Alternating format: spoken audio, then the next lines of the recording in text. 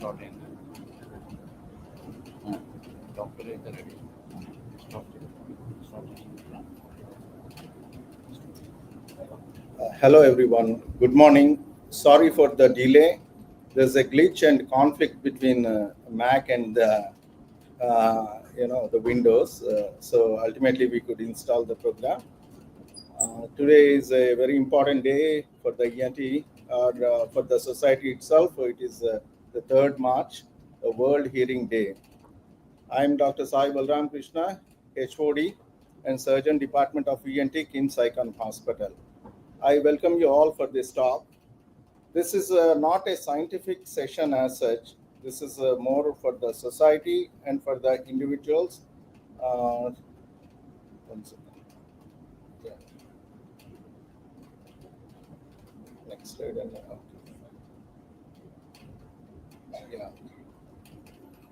Yeah. When someone in the family has a hearing loss, the entire family has a hearing problem. Yes, that's so true. There is a sense of compassionless neglect, insensitivity towards the deaf by the society. The problem of deafness are deeper and more complex than what we all think of.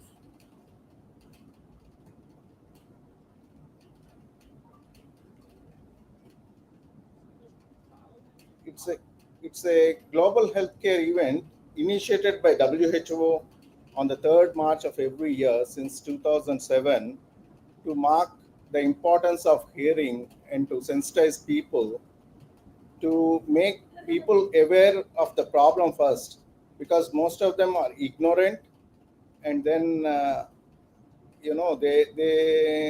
they suffer in silence. That is what need to be driven away from the society point of view. And it's very true that Helen Keller has said that, I quote, blindness cuts off from things, but deafness cuts us off from people. So true it is.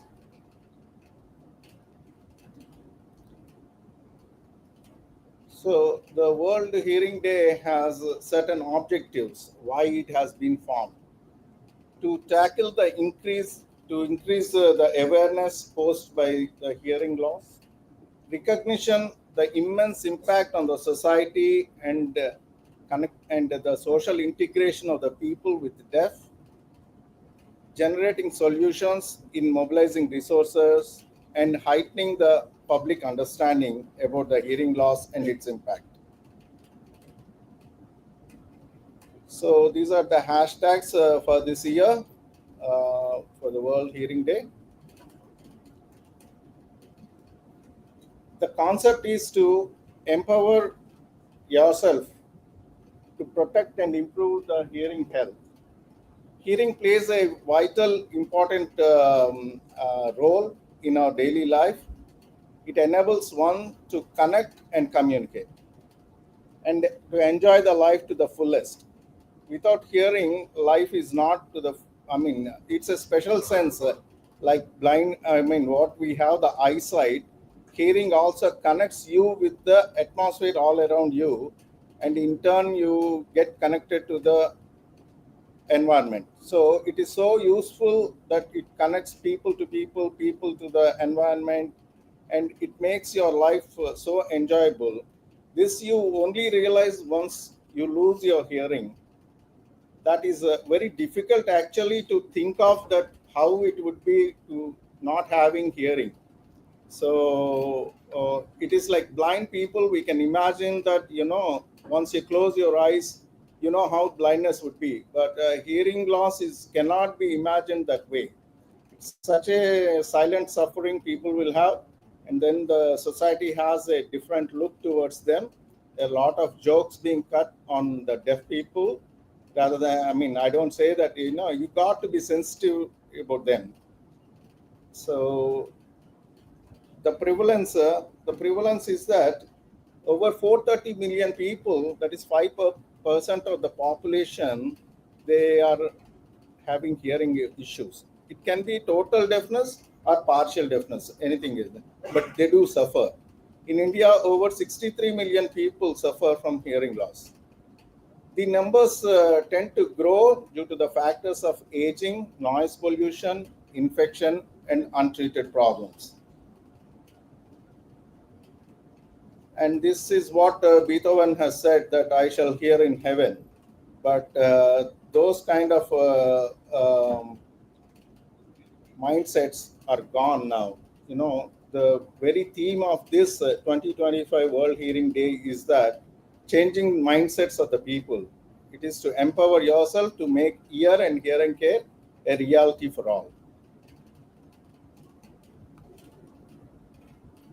The changing mindsets is empower yourself to make ear and hearing care a reality for all. Changing mindset is to call action for everyone, regardless of age or background, to prioritize hearing care and make informed choices about prevention and early treatment. The theme highlights that hearing loss is preventable and treatable when caught early. The theme also emphasizes shifting societal attitude towards hearing health by encouraging people to adopt healthy hearing habits like protecting from the noisy environment, getting regular health checkups, and seeking professional help. The theme also advocates inclusive practices that ensures equal access to hearing health, and aims to create a world where ear and hearing care is accessible to all. And what is hearing loss?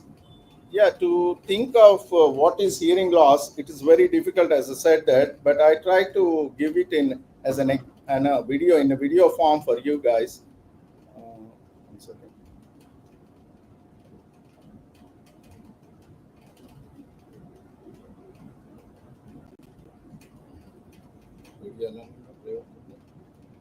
Huh? Oh, it won't play? Oh, sorry. Avuna, Radha?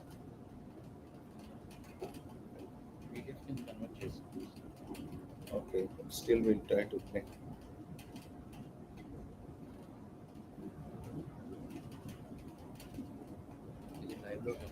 Huh? Yeah, yeah.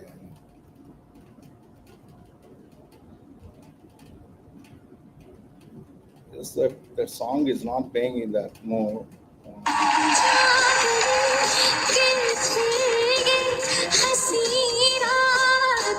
Such a wonderful voice, it's so melodious, everybody should hear.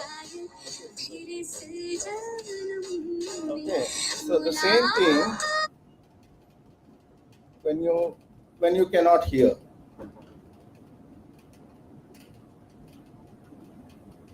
You know the difference, right? So hearing loss is when there is a partial or complete inability to hear sounds in one or both ears. It can affect people of all ages and may develop gradually or suddenly. While some types are treatable, the others are not. So, I'm taking.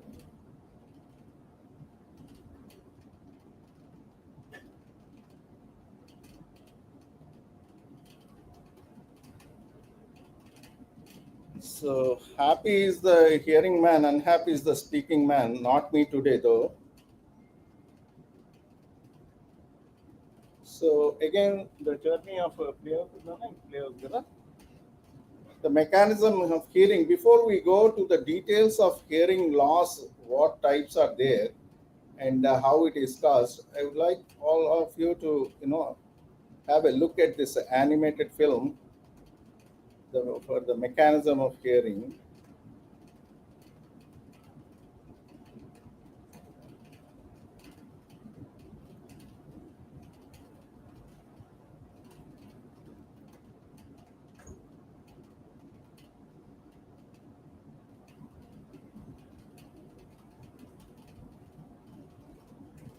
Play with me.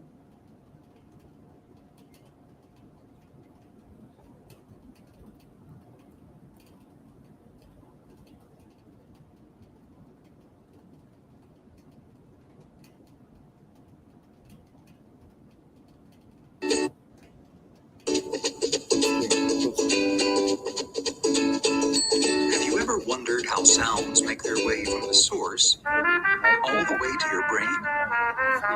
Take a trumpet, for instance. When it's played, it makes sound waves in the air. The outer ear catches the waves, which then travel through a narrow passageway called the ear outer canal. ear. This is called till the The tympanic sound membrane. waves reach the eardrum, which is a membrane roughly half the size of a dime. They make the eardrum vibrate, which in turn vibrates three tiny bones called the malleus, incus, and stapes. How the These bones ossicles move. amplify or increase the sound vibrations and send them to the cochlea. The cochlea is shaped like a snail and is the size of a garden pea. It is filled with fluid, and the sound vibrations make this fluid ripple, which creates waves. Hair-like structures called stereocilia sit on top of hair cells and are grouped together as hair cell bundles inside the cochlea. The hair cells inside the cochlea ride these waves, and the hair bundles are moved. The hair bundle on top of the hair cell turns these movements into electrical signals. As the hair bundles are moved, ions rush into the top of the hair cells, causing the release of chemicals at the bottom of the hair cells. The chemicals bind to the auditory nerve cells and create an electrical signal, which travels along the auditory nerve to the brain. Different hair cells respond to different frequencies of sound. The hair cells at the base of the cochlea detect higher pitched sounds, such as a piccolo or flute. The hair cells toward the top of the spiral detect progressively lower pitched sounds, such as a trumpet or trombone. At the very top or apex of the spiral, the hair cells detect the lowest pitched sounds, such as a tuba. The auditory nerve carries the electrical signal to the brain, which interprets the messages as sounds that we recognize and understand.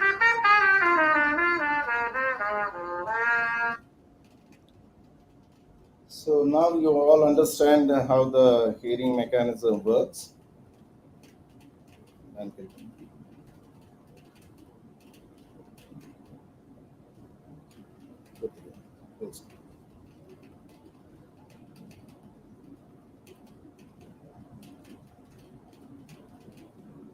so we all know, after knowing the structure of the ear, how the hearing loss can happen at any stage from the outer ear or the middle ear or the inner ear.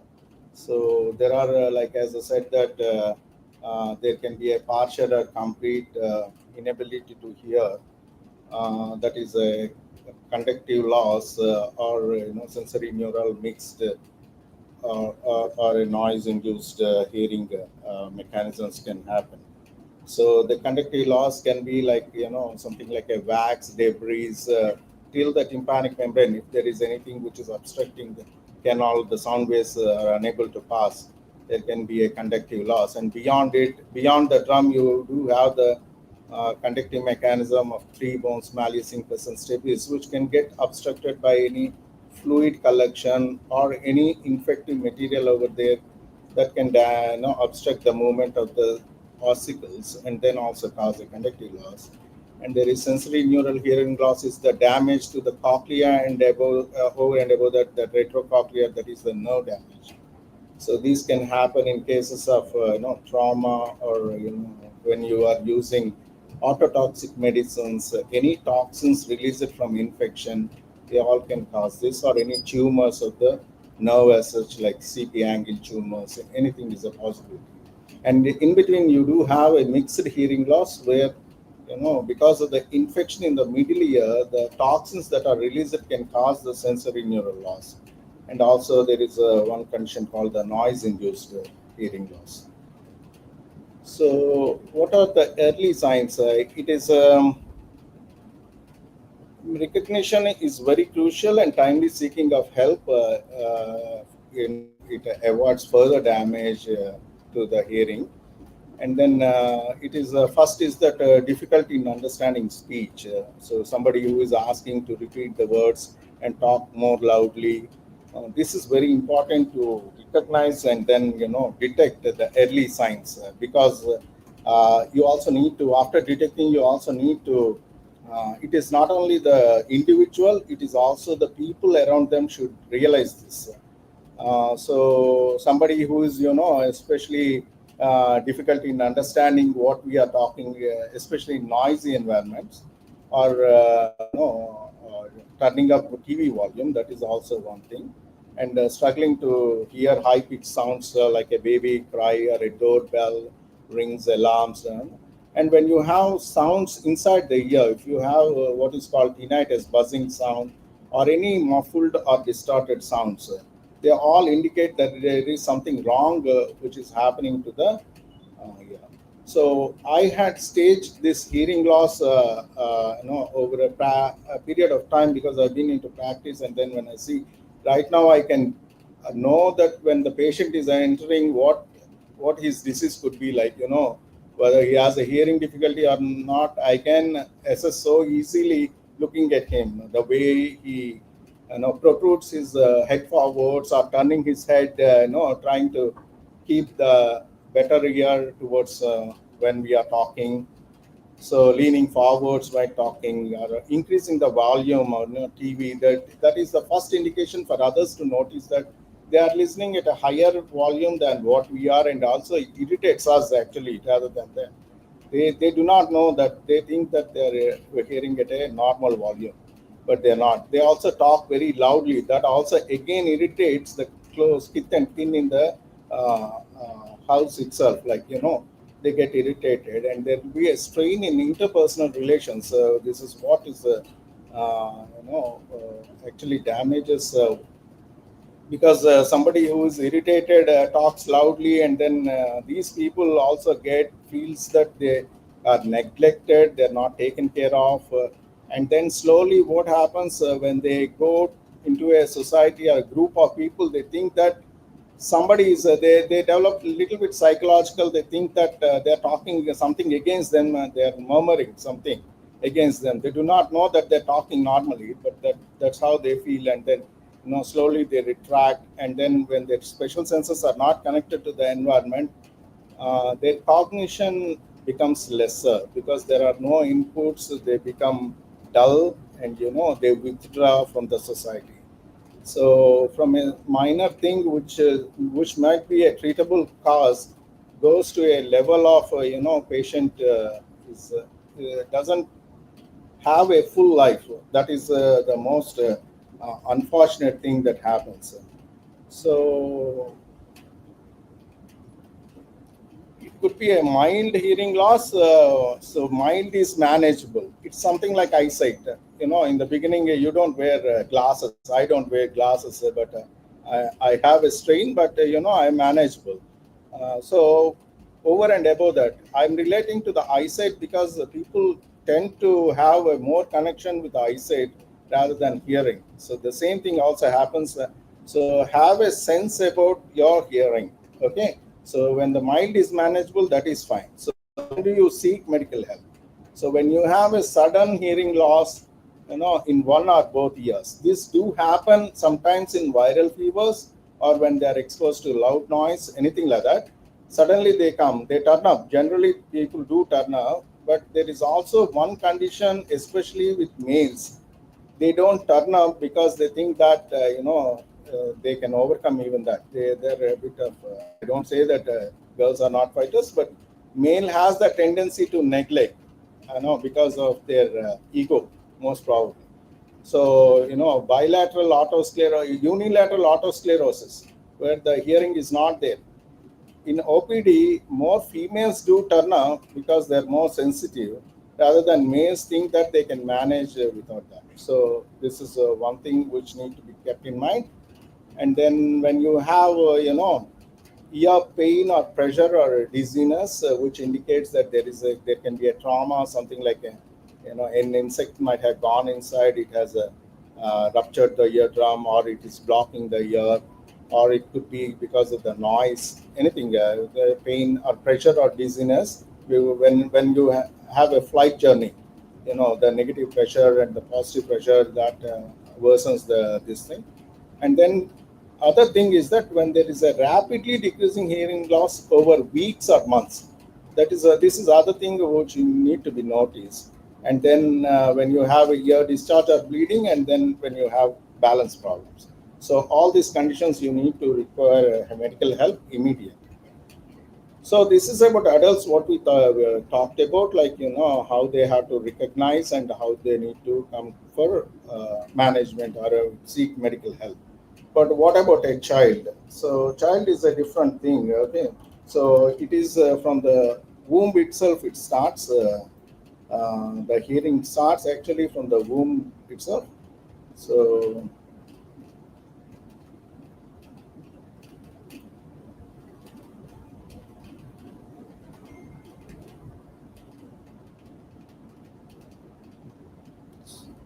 what the milestones In the of womb, hearing in a babies child? can respond to Please familiar listen. sounds, like a parent's voice, by kicking or moving around as early as 6 months into pregnancy. When does a baby start This is like hearing after Abhimanyu. birth? 0 to 2 months. Your baby's hearing is fully developed at this stage, though they may not show noticeable reactions to sounds yet. 3 months, around the 3-month mark, you'll notice more responses, such as cooing or gurgling, as they try to mimic the sounds they hear.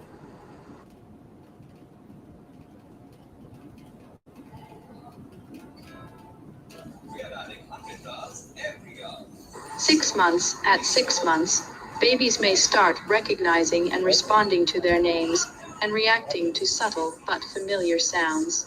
12 months, by 12 months, your baby should be able to recognize and respond to various sounds, even their favorite songs or cartoon voices. How can you tell if your baby is hearing? Hospitals perform a hearing test called autocaustic emissions (OA) right after birth to check your baby's hearing ability. Doctors may repeat the test if needed to ensure their hearing functions properly. Factors that can affect hearing: 1. Constant exposure to loud noises. 2. Lack of oxygen during birth. 3. Premature delivery. 4. Genetic disorders. 5. Exposure to infections like rubella during pregnancy. 6. Ear infection. Tips to help develop your baby's hearing. 1. Talk to your baby often. Engage them in conversation. Even if they can't speak back yet, this helps them connect to sound. 2. Play soft, soothing music. Both smooth jazz and classical music are known to enhance hearing and calm babies.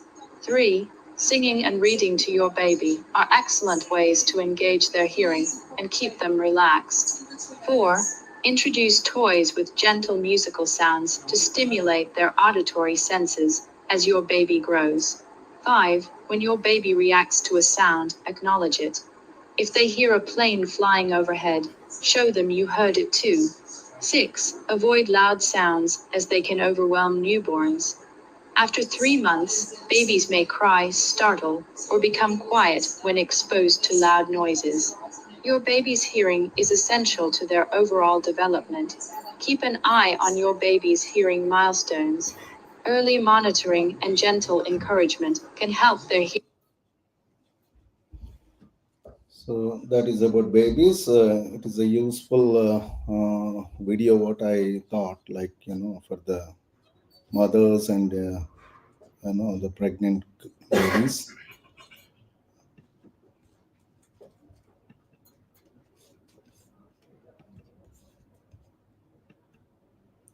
So that is about babies, right? Okay. What about children? When, especially when they're by 2 years of age, the baby should start speaking. Okay, at least the delay can be up till 3 years.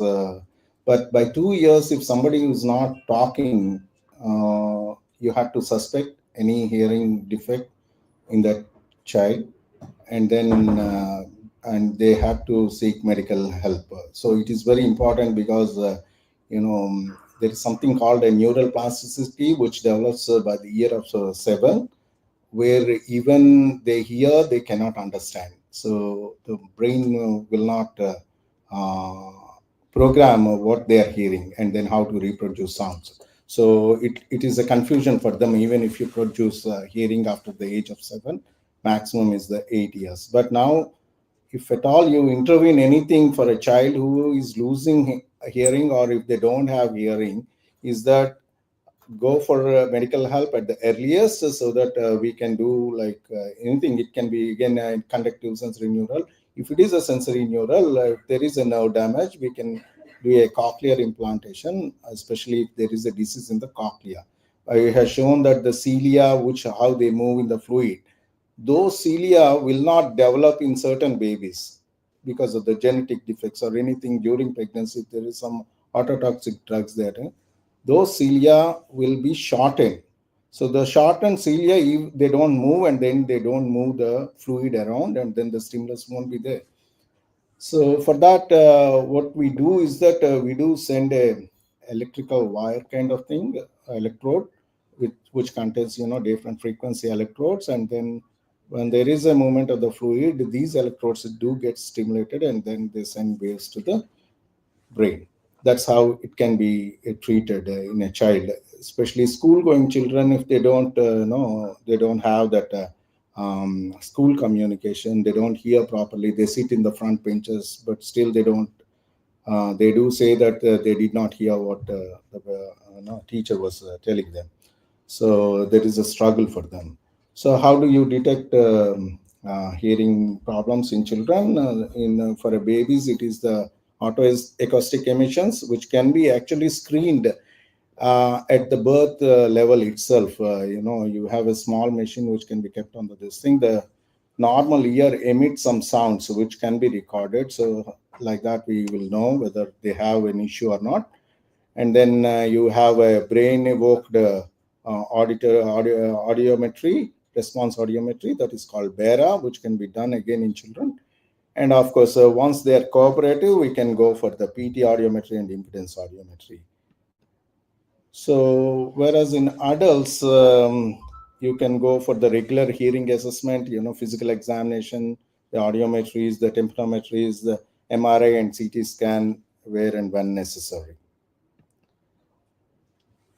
So what is the treatment you do? Hearing aid is the most common solution. Okay, for anybody who doesn't hear, you have to amplify the sound. So how do you do that? Is a hearing aid. Even if you are planning something, we cannot waste time. Waste time in the sense that till you plan something to do for that child or for medicines to act, they cannot miss the sounds all around them. So the immediate thing is that you have to put a hearing aid, especially even in babies. Even if you are thinking of some surgical intervention like a cochlear implant or anything, the first thing what we ask the parents to do is that give them an hearing aid so that the child thinks it is a part of them. So even after, when you put a high priced cochlear implant, which costs you around 8 to 10 lakhs or 20 lakhs, they don't throw it away. So they'll get habituated to that machine. So, and the other thing is that whatever is the amplification you can give, the input you can give to the baby, that period is not lost. So the hearing aids you have behind the ear, it's no more the wires which connect, but actually nowadays people do use ear pods, with the Apple, which do not have a wire and all. They feel more stylish. But when it comes to hearing aid, they don't like to wear it. Somehow there is a big resistance. So much has to be told. I spend almost like 10 minutes for the patient to convince my patients, most of the patients, 80% of them, even now. So that's the most unfortunate thing. Nothing wrong. Everybody wears spectacles, but why don't they wear hearing aid? Actually, they look more stylish nowadays. You have behind the ear, in the ear, or inside the completely inside the canal. That is that you actually, they do come in a skin color, so it is also not visible. But even if somebody has that kind of resistance to wear something outside, they can put it inside. And the other advantage is that you can use it as and when required. See, you can actually remove it while sleeping or while taking bath, and it's not compulsory every time it has to be there. Or when you are going into a conversation, you can put that. It helps, right? So actually, you will be more, the person will be more active when they have the hearing, rather than being dull in participation. So you also have a bone anchored hearing aid for both conductive and when there is a mixed hearing loss. And you have many medical and surgical treatments, for simple things like otitis media, with effusion in kids or a wax or any debris or any infection, you can treat medically. The other important thing I would like to stress is that when you have a discharge from the ear, when the doctor has said that you have a perforation, see that you don't catch cold that easily. And if you have a cold issues, please address that first, because that infection can spread to the ear through the eustachian tube. And then go with the antibiotic. Antibiotic is not always the choice. Actually, you can also prevent certain infections like water entering into the ear, where very either you can use a ear plug or take a cotton, apply Vaseline to that, and an oily cotton can prevent water entry into the ear while taking baths. So these things are very, very important, which are very small, but they help a lot, in not using antibiotics much. So even the topical antibiotics are not recommended that easily, because there is a chance of a fungal infection growing or a secondary infection. So that's the thing. The same antibiotic, whatever we have, like that also applies here. And then surgical treatments like for atherosclerosis, stapedectomy is the best. Like immediately on table he can hear. We do it under local. Tympanoplasty, osculoplasty, and mastectomies, whatever is the repair, it got to be done at the earliest, so that you are very near to nature. So it's like a car dent. If you have a small dent, it is easily repairable and it is not seen.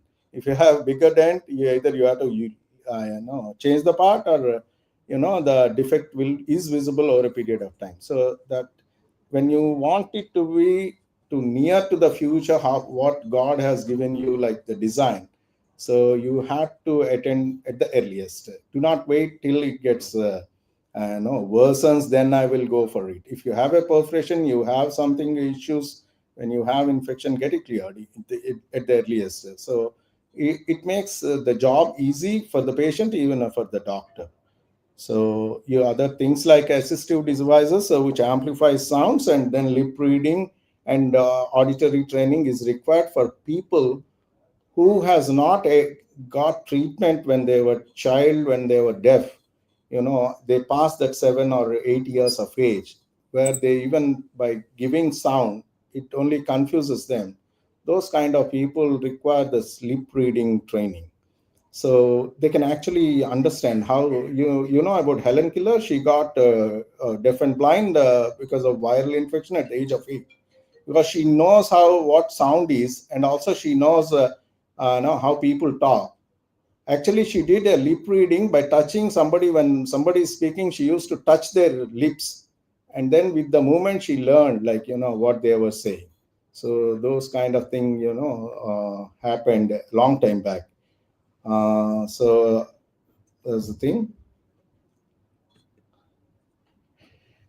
And how do you prevent? Everybody knows that we should not have loud noise. The rule of 60 by 60 is very important. It's like a vision 6 by 6. 60 by 60 is that do not have the volume up more than 60% of your sound system, or depends on and not more than for 60 minutes at one go. If you are listening at 60% of the volume what your system has, do not hear more than for 60, because otherwise it can damage.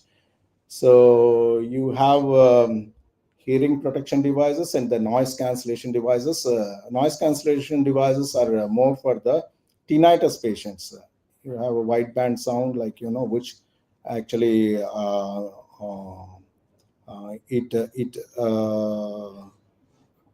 what do you say? It masks the tinnitus sounds, so that the patient would be happy. It's again it is very difficult to understand what tinnitus is and how much irritating it is unless you get some sound in the ear.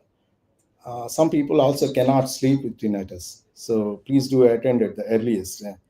And then you have a good ear hygiene, protection against infections, as I said, that ear checkups. And then you also need to take care of your health, which causes ear deafness. like your diabetes, hypertension, cardiovascular diseases, and maintaining good healthy diet and active and manage stress. These all improve the blood flow. It is not like generally we are saying it, the microcirculation which gets affected in case of tinnitus or age related presbyacusis, that is age related deafness. So to maintain a good health and controlling your associated diseases do help in delays, gets delayed, or prevent the disease as such. So these are also very important things one has to keep in mind. So what are all the noise levels which I can have impact in this thing? The normal conversation is always around 55 decibels. See, from 55 decibels, every 5 decibel is not very comfortable to the patient. It's from 70 it is irritating, and then 75 it's a constant sound. City traffic is 80 decibels. So thunder clap, anything like around 110 symphonies, all the. So to conclude, the day serves as a reminder for early detection, prevention, preventive measures, and timely treatment, which can help maintain good hearing health for many years to come. Please do not wait until it worsens. If you are a loved one experiencing a hearing difficulty, don't wait.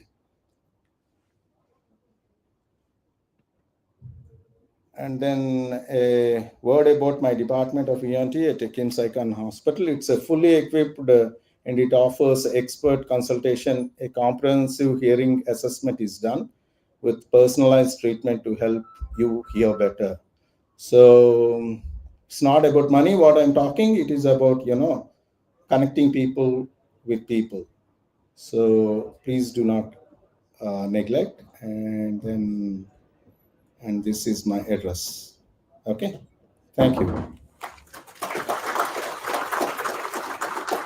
Again, I taken this time to send a message. Do not joke about hearing loss. A lot of jokes have been circulating in movies everywhere. They're so insensitive.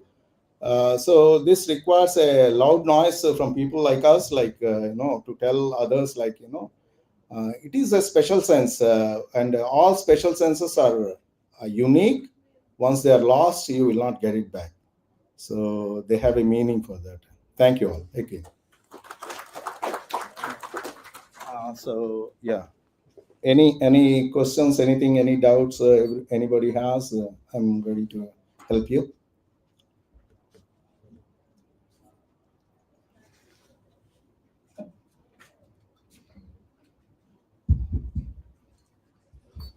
Good morning, doctor. Sir, I would like to ask you one question. If any deafness related issues with the family, will it be continue for future generation also? Any such diseases like in this ENT? Yeah, thank you. This question do arise very often, please. Do arise very often, especially people who are getting married. If there is a somebody who is deaf in the family, whether they can have that the thing. You have gene counseling. We can do that. There are certain diseases, especially autosclerosis, something like that. Very few they do have that consanguinity issue do arise, but just an infection or anything like a trauma or a blockage, this is not a hereditary issues. Okay, so something like infections, like it, as I said, that a child is born with deafness when the mother has a measles infection in the while she's pregnant. So or a mumps in a childhood can be a deafness cause. So as such, the genetic factors you can directly relate to hearing loss for autosclerosis. So the rest of the things, like you can go for a genetic counseling to answer that question.